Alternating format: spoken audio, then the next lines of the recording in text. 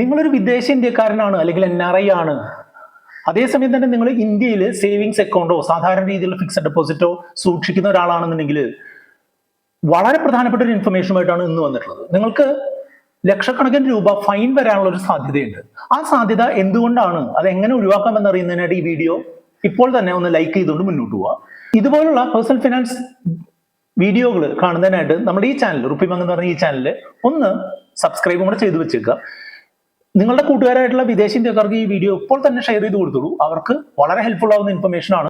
ഇന്നത്തെ വീഡിയോയിൽ സാധാരണ ഒരു സേവിങ്സ് അക്കൗണ്ട് NRI സൂക്ഷിച്ചത് കൊണ്ട് 22 കോടി രൂപ വരെ RBI അദ്ദേഹത്തിന് പിഴ ചുമത്താൻ പോകുന്ന ഒരു അവസ്ഥയിലേക്ക് എങ്ങനെ ഒരാൾ എത്തിച്ചേർന്നു എന്നുള്ളതും അതിൻ്റെ എക്സാക്ട് ഡീറ്റെയിൽസുമാണ് ഇന്ന് ഈ വീഡിയോയിലൂടെ പറയുന്നത്. NRI അക്കൗണ്ട് നിയമലംഘനങ്ങൾ നിങ്ങൾ കരുതുന്ന പോലെ ചെറിയ സംഗതിയല്ല. ഇത് മണി ലോണ്ടറിങ്ങും ബ്ലാക്ക് മണി ട്രാൻസാക്ഷൻസും ഒക്കെ ആയിട്ട് കൂട്ടിക്കെട്ടാൻ സാധ്യതയുള്ള ഒരു ആക്ടിവിറ്റി ആയതുകൊണ്ട് തന്നെ നിങ്ങൾ ഒരു NRI ആണ് എന്നുണ്ടെങ്കിൽ നിങ്ങൾ ഒരു കാരണവശാലും ഈ വീഡിയോയിൽ പറയുന്ന തെറ്റുകൾ ചെയ്യാൻ ശ്രമിക്കരുത്.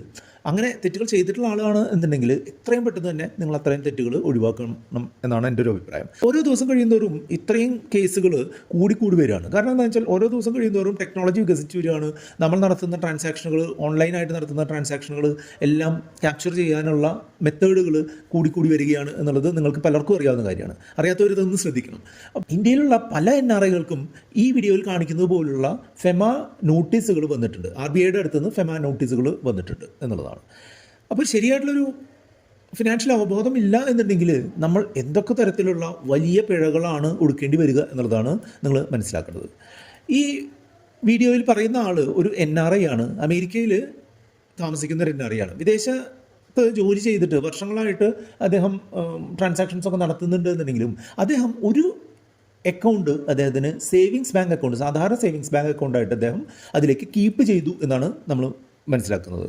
RBIയുടെ ഓഡിറ്റ് നടന്ന സമയത്ത് ആ ഒരു അക്കൗണ്ട് ശ്രദ്ധയിൽപ്പെടുകയും അതൊരു ഫെമ നിയമലംഘനമായി കണക്കാക്കുകയും ചെയ്തു. സാധാരണഗതിയിൽ ഒരു NRIയും സേവിങ്സ് അക്കൗണ്ട് കീപ്പ് ചെയ്യാൻ പാടില്ല എന്നുള്ളതാണ് നിയമം.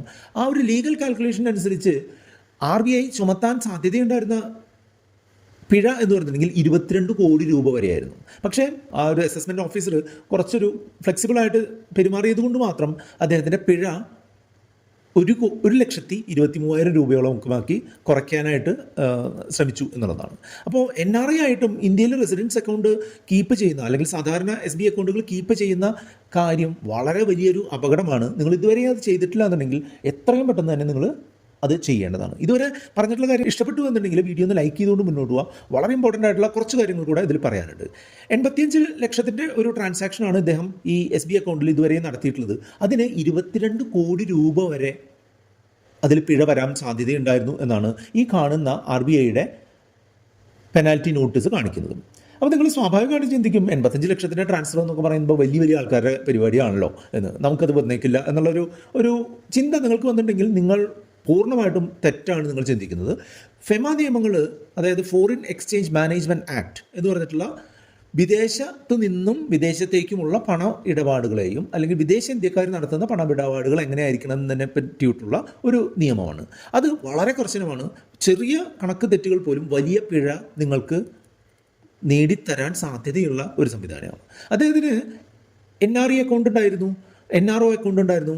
അതോടൊപ്പം തന്നെ അദ്ദേഹം ഒരു നോർമൽ സേവിങ്സ് അക്കൗണ്ടും കൂടെ അദ്ദേഹം കീപ്പ് ചെയ്യുന്നുണ്ടായിരുന്നു. അപ്പോൾ ഇദ്ദേഹം എന്ത് ചെയ്തു എന്ന് വെച്ചാൽ വിദേശത്ത് നിന്ന് കിട്ടുന്ന പൈസയൊക്കെ NRIയിൽ തന്നെ കീപ്പ് ചെയ്തു. പക്ഷേ ചില കാര്യങ്ങൾ അദ്ദേഹം സാധാരണ SBI അക്കൗണ്ടിലേക്ക് അതിൽ നിന്ന് ഫണ്ട് മാറ്റി, അതുപോലെ SBIയിൽ നിന്ന് NRIയിലേക്ക് മാറ്റി, അങ്ങനെ തിരിച്ചും മറിച്ചുമൊക്കെ കുറേ ട്രാൻസാക്ഷൻസ് നടത്തി എന്നുള്ളതാണ് ഇതിലെ ഈ പ്രശ്നം കണ്ടുപിടിക്കാൻ ഉണ്ടായിട്ടുള്ള ഏറ്റവും പ്രധാനപ്പെട്ട കാര്യം. നിങ്ങൾ ഒരു ട്രാൻസാക്ഷൻ ആയാലും 1000 ട്രാൻസാക്ഷൻ ആയാലും നടത്തി കഴിഞ്ഞാൽ നിങ്ങളുടെ അറിവില്ലായ്മ ആയാലും അറിവോട് കൂടി നിങ്ങൾ ചെയ്തതാണ് എന്നുണ്ടെങ്കിലും നിങ്ങൾ നിയമത്തിൻ്റെ കണ്ണിൽ തെറ്റുകാരാണ്. അപ്പോൾ അങ്ങനെയുള്ള ആ ട്രാൻസാക്ഷൻ നടത്തിയിട്ടുള്ള എമൗണ്ടിൻ്റെ 30 ഇരട്ടി വരെയൊക്കെ നിങ്ങൾക്ക് ഫൈൻ വന്നേക്കാം എന്നുള്ളതാണ് നമ്മൾ കണ്ടിട്ടുള്ളത്. ഇതൊരു ഐസൊലേറ്റഡ് ആയിട്ടുള്ള കേസല്ല. NRIകളിൽ പലരും ഇത്തരം തെറ്റുകൾ വരുത്തി അതിൽ നിന്ന് പിടിക്കപ്പെട്ട് ഇത്തരം നോട്ടീസുകൾ കിട്ടി ഫൈൻ അടയ്ക്കുകയും കോർട്ട് പ്രൊസീഡിങ്സുമായിട്ട് നടക്കുകയൊക്കെ ചെയ്യുന്നുണ്ട്. ഒരു കാരണവശാലും റെസിഡൻറ്റ് സേവിങ്സ് അക്കൗണ്ട് നിങ്ങൾ NRI ആണ് എന്നുണ്ടെങ്കിൽ നിങ്ങൾ മെയിൻറ്റെയിൻ ചെയ്തു പോകരുത്. അതുപോലെ തന്നെ നിങ്ങൾ ആളുകൾക്ക് കടം കൊടുക്കുന്നുണ്ട് എന്നുണ്ടെങ്കിൽ, ഇപ്പോൾ നാട്ടിൽ ഉള്ള ഒരാൾക്ക് കടം കൊടുക്കുന്നുണ്ട് എന്നുണ്ടെങ്കിൽ ക്യാഷായിട്ട് പരമാവധി കൊടുക്കാതിരിക്കുക. നിങ്ങളുടെ NRO അക്കൗണ്ട് വഴിയൊക്കെ നിങ്ങൾ ട്രാൻസ്ഫർ ചെയ്യാൻ ശ്രമിക്കുക. അത്തരം പ്രശ്നങ്ങളും ഇദ്ദേഹം ചെയ്തിട്ടുണ്ട് എന്നുള്ളതാണ് മനസ്സിലാവുന്നത്. അതുപോലെ തന്നെ പഴയ ഇമെയിൽ ഐഡിയും പഴയ ഫോൺ നമ്പറും ഒന്നും നിങ്ങൾ അപ്ഡേറ്റ് ചെയ്യാത്ത രീതിയിലാണ് നിങ്ങളുടെ പാൻ ഡേറ്റാബേസും ഇൻകം ടാക്സ് ഡേറ്റാബേസും ഒക്കെ ഉള്ള ഡേറ്റ കിടക്കുന്നത് എന്നുണ്ടെങ്കിൽ അത് എത്രയും പെട്ടെന്ന് തന്നെ നിങ്ങൾ അപ്ഡേറ്റ് ചെയ്യുന്നത് നന്നായിരിക്കും. കാരണം എന്താണെന്ന് വെച്ചാൽ നിങ്ങൾക്ക് നോട്ടീസുകൾ അയക്കുക നിങ്ങളുടെ വീട്ടുവിലാസത്തിലൊന്നുമല്ല. ഇപ്പോഴത്തെ അവസ്ഥയിൽ ഫോണിലേക്കുള്ള മെസ്സേജുകളായിട്ടോ അല്ലെങ്കിൽ ഇമെയിൽ സന്ദേശങ്ങളായിട്ടോ ഒക്കെയാണ് ഇത്തരം മെസ്സേജുകൾ അയക്കുക. ആ മെസ്സേജുകൾ നിങ്ങൾ ശ്രദ്ധിക്കാതിരുന്നു കഴിഞ്ഞാൽ അത് ഇൻകം ടാക്സ് ഡിപ്പാർട്ട്മെൻറ്റിൻ്റെ പ്രശ്നമൊന്നുമല്ല, അല്ലെങ്കിൽ RBIയുടെ പ്രശ്നമൊന്നുമല്ല. നിങ്ങൾ ശ്രദ്ധിക്കാതിരുന്ന നിങ്ങളാണ് അതിനുള്ള പലിശയും പിഴപ്പലിശയും ഫൈനിൻ്റെ കൂടിയ അളവിലുള്ള ഫൈനും ഒക്കെ കൊടുക്കേണ്ടതായിട്ട് വരിക. ഇത്തരം തെറ്റുകൾ ഒഴിവാക്കാനായിട്ട് നിങ്ങൾക്ക് താല്പര്യമുണ്ട് എന്നുണ്ടെങ്കിൽ ഈ വീഡിയോ ഇതുവരെയും ലൈക്ക് ചെയ്തിട്ടില്ലെങ്കിൽ വീഡിയോ ലൈക്ക് ചെയ്തുകൊണ്ട് മുന്നോട്ട് പോവുക. എന്നാൽ മാത്രമേ നമ്മുടെ ഈ വീഡിയോ കൂടുതൽ ആളുകളിലേക്ക് എത്തുകയും കൂടുതൽ ആളുകൾ ഇതിനെപ്പറ്റി അവെയർ ആവുകയും ചെയ്യുള്ളൂ. നിങ്ങൾക്ക് തോന്നും അയാളുടെ പൈസ തന്നെയല്ലേ SBയിൽ കിടക്കുന്നതും NRIയിൽ കിടക്കുന്നതും, പിന്നെന്താണ് ഇതിൽ ഒരു നിയമലംഘനം എന്ന് നിങ്ങൾ പലരും ചിന്തിച്ചിട്ടുണ്ടാവും. ഓരോ അക്കൗണ്ടിനും ഓരോരോ കടമകളുണ്ട്. അതായത് സ്വന്തം സേവിങ്സ് അക്കൗണ്ടിലേക്ക് നമ്മൾ എമൗണ്ട് ട്രാൻസ്ഫർ ചെയ്താൽ പോലും അതൊരു നിയമലംഘനമായിട്ട്, അല്ലെങ്കിൽ അതൊരു ബ്ലാക്ക് മണി ട്രാൻസാക്ഷനായിട്ടോ അല്ലെങ്കിൽ മണി ലോണ്ടറിങ് ട്രാൻസാക്ഷനായിട്ടോ ഒരു ടാക്സ് ഇവേഷൻ സംഗതിയായിട്ടൊക്കെ കണക്കാക്കാനുള്ള സാധ്യതയുണ്ട്. ഈ NRO റെസിഡൻറ്റ് സേവിങ്സ്, ഈ 3 അക്കൗണ്ടുകളും നിങ്ങൾക്ക് ചിലപ്പോൾ ഒന്നുപോലെ തോന്നുമെങ്കിലും മൂന്നിനും മൂന്നിൻ്റേതായിട്ടുള്ള കാര്യങ്ങളുണ്ട് എന്നുള്ളതാണ്. അതായത് റെസിഡൻറ്റ് സേവിങ്സ് അക്കൗണ്ട് ഇന്ത്യയിൽ സ്ഥിരതാമസം നടത്തുന്ന ആളുകൾക്ക് മെയിൻറ്റെയിൻ ചെയ്യാനുള്ള അക്കൗണ്ടാണ്. NRIകൾ ഒരു കാരണവശാലും ഇത്തരം അക്കൗണ്ടുകൾ മെയിൻറ്റെയിൻ ചെയ്യാൻ പാടില്ല.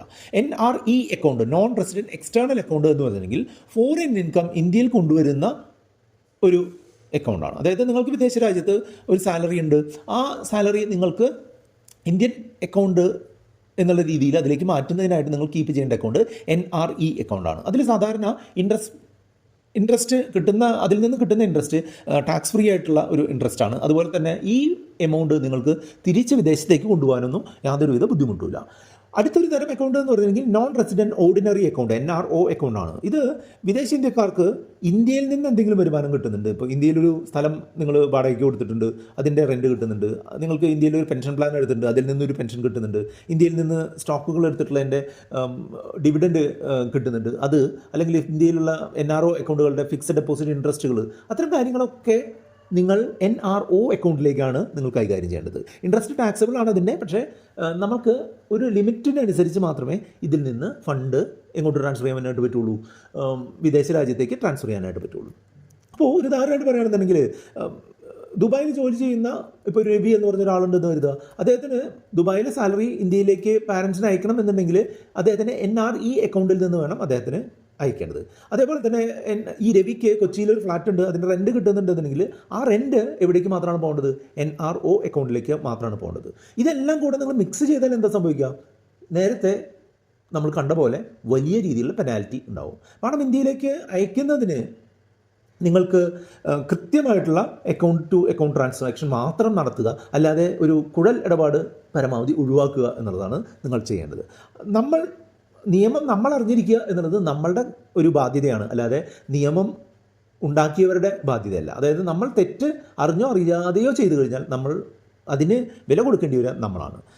അതുപോലെ തന്നെ നിങ്ങൾ ശ്രദ്ധിക്കേണ്ട ഒരു കാര്യം എന്താണെന്ന് വെച്ചാൽ, ഞാൻ മുൻപ് പറഞ്ഞ പോലെ NRIകൾ സാധാരണ ഒരു ഇന്ത്യക്കാരന് ലോണായിട്ട് പണം കൊടുക്കുന്നത് പരമാവധി ചെക്ക് മുഖേനയോ ബാങ്ക് ട്രാൻസ്ഫർ മുഖേനയോ മാത്രം ചെയ്യുക എന്നുള്ളതാണ്.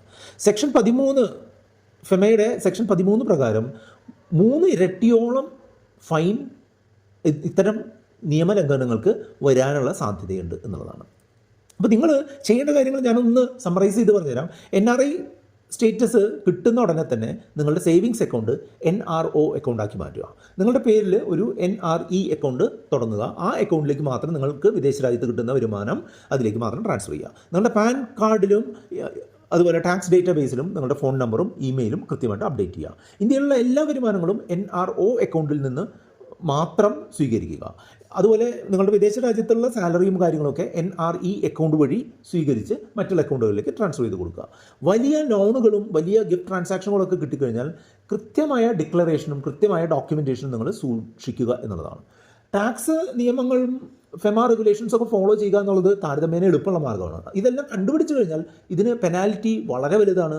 ഇതിൻ്റെ പിന്നാലെ കേസും കൂട്ടുമായിട്ട് നടക്കുന്നതിനുള്ള ചിലവുകൾ അതിൽ വലുതായിരിക്കും. അപ്പോൾ ഇത്തരത്തിൽ നിങ്ങളുടെ സുഹൃത്തുക്കളും ഇപ്പോഴും NRE അക്കൗണ്ടോ NRO അക്കൗണ്ടോ യൂസ് ചെയ്യുന്നില്ല എന്നുണ്ടെങ്കിൽ തീർച്ചയായിട്ടും അവരെ ബോധ്യപ്പെടുത്തുകയും അവർക്ക് ഈ വീഡിയോ ഷെയർ ചെയ്ത് കൊടുക്കുകയും വേണം. നിങ്ങൾ ഇതുവരെയും സബ്സ്ക്രൈബ് ചെയ്യാത്ത ആളുകളാണെങ്കിൽ ഈ ചാനലൊന്ന് സബ്സ്ക്രൈബ് ചെയ്യാനും സഹായിക്കുക.